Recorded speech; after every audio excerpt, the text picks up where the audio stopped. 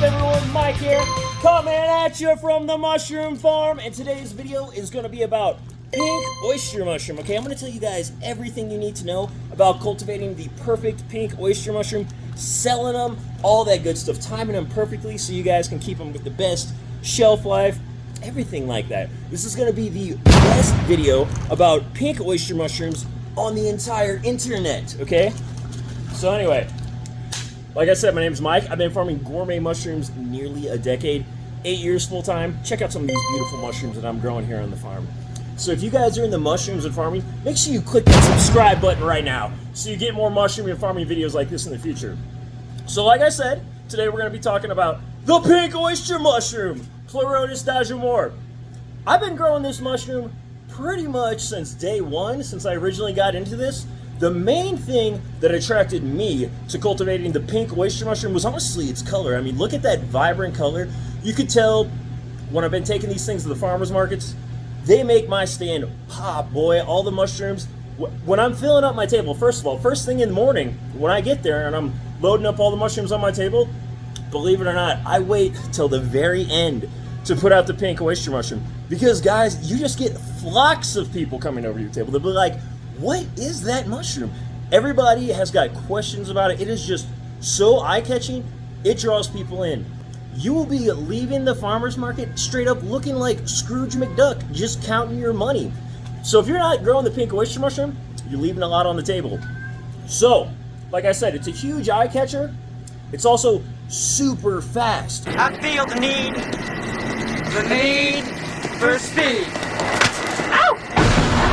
All right, it has a fast incubation period. 2 to 3 weeks is all. Honestly, 2 weeks a lot of times.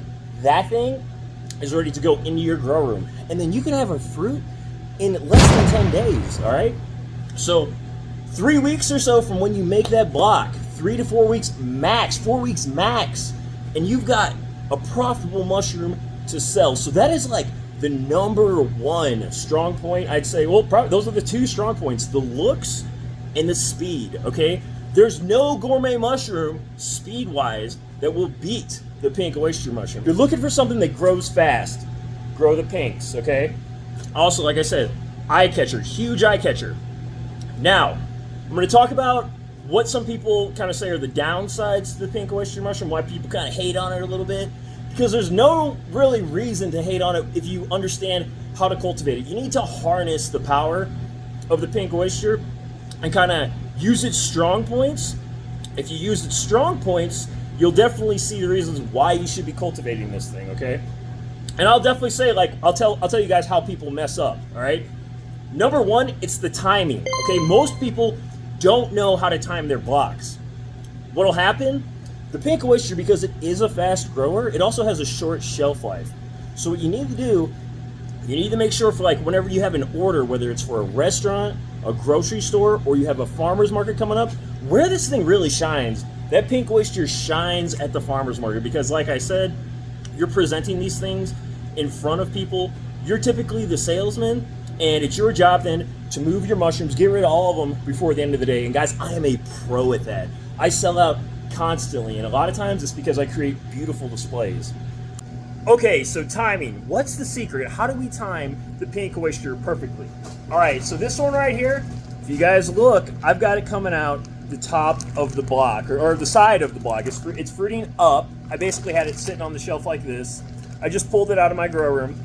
This one has taken probably about 8 days to get to this point, all right?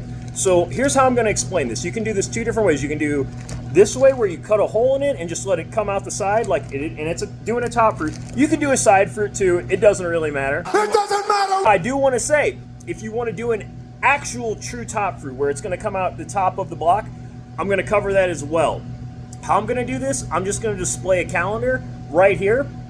That calendar, I'm basically going to tell you guys when the mushroom needs to go into the grow room and then when it's going to be harvest time. We're just going to say, hypothetically, for this whole situation, we've got a farmer's market coming up on Saturday in like 2 weeks, okay? So here's the deal. If I've got a farmer's market coming up on this Saturday, boom, I got that highlighted right there for you. What we're going to do, if we want to do a fruit like I did here, okay, let's just say I want to cut a hole in the block. I'm not actually going to see how we got the the top of the bag here, a true top fruit would be growing up in that. Okay, we're just going to talk about cutting a hole. If you're going to cut a hole, you need to put that mushroom block in the grow room on Thursday, like 9 days or so before that farmer's market. That is going to be the perfect time, and then that's going to allow the pins to develop from where you cut that hole, and then the mushrooms will grow out in time, and you will have them perfect for your farmer's market. Okay, now let's just say you want them to grow up out of the top of the bag. Okay, now these are pictures of some doing like a top fruit out of the bag. That's actually the fastest way. Okay, so if you're ever behind on schedule and you're like, man, I gotta bring some mushrooms to the market this week, what am I gonna do? This is kind of like a really awesome reason just to have pink oyster mushroom blocks laying around your farm. So what you can do, if you see pins coming up in the top, forming on the top level of the substrate, just up in the bag, that's the best time to just literally cut the top off the bag. Okay, now I've made videos talking about this. I did like a vlog one time talking about how you can top the block, and then pretty much in 7 days, you're gonna have mushrooms ready to sell. And this is like, we're talking if you're growing these things about 65 to 70 degrees. Even if the temps are a little higher, things can actually go even faster. I'll just say, for example, I've even had times that I've topped a pink oyster mushroom bag that was like ready to go. I saw the pins coming up, and I had these things ready to sell in like 5 days. I put the blocks in the grow room on like a Tuesday, so I'll highlight that. And when the temps are high enough, you can actually have them ready that fast. There is no other gourmet mushroom that compares to that. It's quite remarkable. So, like I said, the speed is one of its main strong points. Now, I want to talk to you guys kind of about like what some cultivators will say the downsides of the pink oyster mushroom, and I'll tell you what I think the personal downsides of the pink oyster mushroom are, because it does have some, and we just need to be aware of it. And you can kind of, like I said, you got to know how to time it, and then also how to sell it. Okay, there's certain ways to sell this thing that you can be more profitable than others, and I'll explain all that. So let's just talk about like the bad points. So number one, I'd say for the bad, low shelf life. Okay, so low shelf life, like I said, because it is a fast grower, it also has a low shelf life. Number two, sometimes people will complain about the smell. Now, I just want to say, it only smells bad if it starts to spoil, or if your temps are too high, or if you had like bacterial problems. That's the only time the pink really smells bad. Otherwise, it doesn't smell bad. So if you keep the temps, I always really try to keep my grow room honestly 70 or lower, because I just feel like it just keeps the mushrooms really nice and fresh. It even helps prolong the shelf life. The colder you can grow your pink oyster, the more vibrant they'll be, the more red they'll be. So kind of try to keep that grow room cool, and you'll avoid things like kind of like the nasty smell some people get, because honestly, when they do go bad, they don't smell very good. Okay, now another downside I'd say of the pink oyster mushroom is just the fact that it's not like a heavy yielder weight wise. Okay, so if you grow one block of pink oysters, you might get like 2 pounds of mushrooms out of it or something like that, whereas something like a blue, you might be getting, like a blue oyster, you may be getting 3 pounds of mushrooms to harvest, maybe even up to 4. Same thing with like black pearl kings. Any of those like blue oysters, black pearls, you're going to get a nice big weight out of them, but the pinks are light. So anyway, let's talk about this a little bit. How can we solve some of these problems?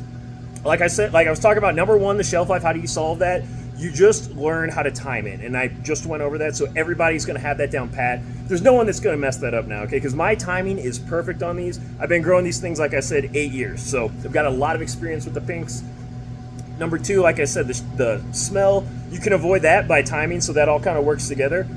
And now number three, the weight. How do we combat the low weight of the pink oyster? Well, okay, for one, at farmers markets, I sell by volume. So when people buy these mix boxes from me, they're buying them by volume. I never weigh them. The whole thing, like I said, I always try to create a real nice display. So if you have a really nice looking box, a lot of times no one really cares for the most part how much they weigh.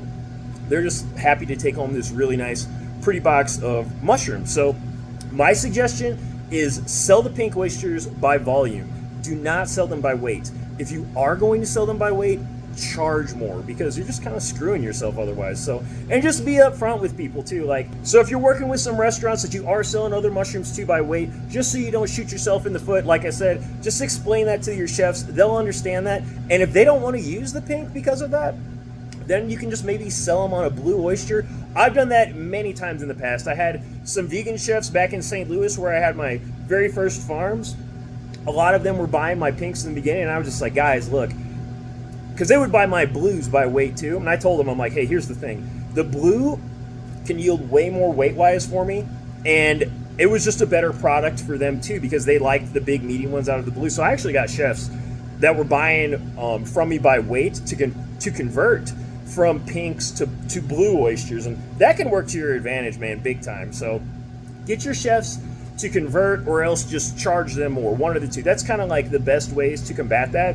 Now I want to give you guys some tips too about selling the pink oyster mushrooms at a farmer's market, because like I said, number one, create a beautiful display. If you can create a beautiful display, people will be happy with it and just buy them.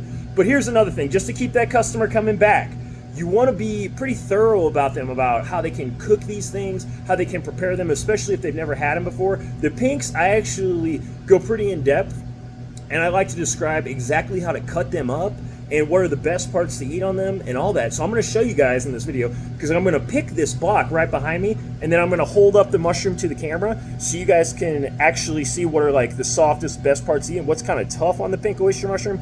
And seriously, tell your customers this. No one ever cares, that they have to trim it a little bit or anything like that. It's just they like to know the best way to prepare these things, because they're spending some money with you. Okay, so I'm going to pick this thing right now. Here we go. We got the cluster right here. Look at these things. So beautiful. But anyway, so what is the best part of this thing to eat? Let's just say I'm selling this to a customer, and they're like, Mike, how do I cook the pink oyster? So what I'll basically tell them, starting to fall apart on me, I'm going to go ahead, I'm going to tear this thing in half just so I don't drop these, because I am going to sell these. Now, just to take a close look, you can see here's where I picked it. There's some of the substrate on there still. I always tell the customer the caps of this mushroom, it's mainly cap, okay? I'd say like 99%, it's all cap. There's not really a stem. So if you look, there's not much of a stem on these mushrooms at all. I tell them the cap is the delicacy, okay? So this flexible part, you can see it's nice and tender. That's the part you want to eat. Now, the very bottom, I try to pick off as much of this substrate as I can before I actually sell them. So we're just gonna pick off a little bit of this, and I just want to show you guys up close. Set some more of these down. So if we look, you guys see right at the bottom there how it's kind of like whitish or a little bit lighter in color? At the very base of these things, it's tough, okay? So what I tell people is you want to treat this kind of like a bunch of asparagus. You know how on asparagus, the bottoms are real kind of tough and woody? So you just cut that off. So I tell them, look guys, if there's any sawdust on here, trim the bottoms, and if you can see where it just kind of lightens up on the bottom there, trim off that light part, and you can feel it just like you would asparagus, and just cut that woody part off. That way, when you go to cook these things, you're not going to be like eating it and then think, oh man, what is this like tough piece? Because that's what'll happen.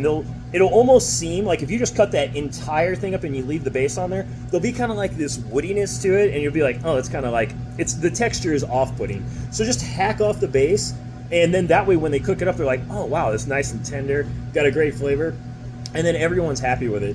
But that's pretty much it for the most part. I always tell people too, I'm like, hey guys, when you're buying my mix box, because you can see I put blues, pinks, black pearl kings, lion's manes. I put all these different mushrooms in my mix box. I say, hey, look, if you're not going to get to these things for a couple days, make sure you eat those pinks first, because they're going to be the ones that are going to go bad on you the quickest. They kind of have the shortest shelf life. A lot of times the customer will ask you too, how quickly do I need to eat these things? And even if you mistimed your blocks a little bit or something like that, maybe they came up a little early, just be honest with your customer. It's the absolute best thing you can do, is be honest with your customer. And because a lot of them too, I've had many people come up to me, I'd probably say more than half of my customers will be like, oh, we're cooking them tonight, man. Like, they're so pumped to even have these things. But when customers walk up to your stand, seriously, when you have pinks on your table, the first thing they're going to be asking you is like, what is that mushroom, okay? And a lot of times they're getting it wrong or whatever. But here's how I kind of explain it to them when they ask, what is that mushroom? I'll basically be like, oh, that's the pink oyster mushroom, Pleurotus dijonor. And one thing I'll say too, I'll be like, are you familiar with just regular oyster mushrooms or blue oyster mushrooms? And a lot of times they'll say yes. Sometimes they're not, you know, and then if they're not, just kind of inform them, be like, oh, it's an oyster mushroom. I normally tell them they kind of have like a savory, mild, nutty, umami type of flavor.